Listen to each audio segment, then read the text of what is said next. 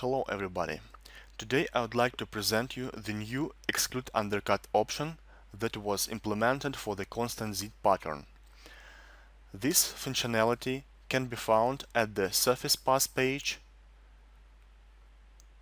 under the Area toolbar.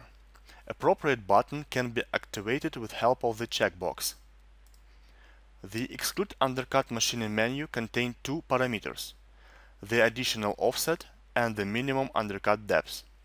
The additional offset parameter enables to extend the detected undercut area boundary by the specified offset value.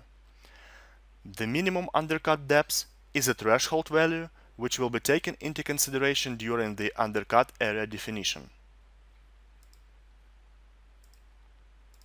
Now let's consider the attached example. The surface to be machined contains two undercut areas.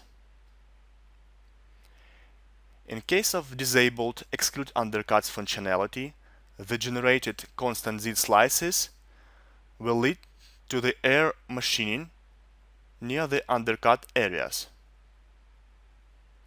In order to prevent this, the Exclude undercuts functionality should be activated.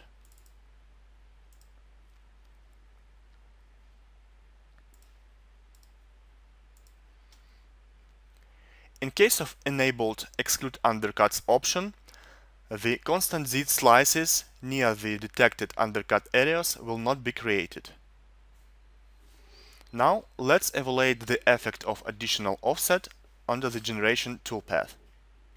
For this, let me clone the initial operation and change the default settings for additional offset from 0 to, for example, 10 millimeters. The newly generated toolpath contains extended undercut boundaries. Thank you for your time and goodbye.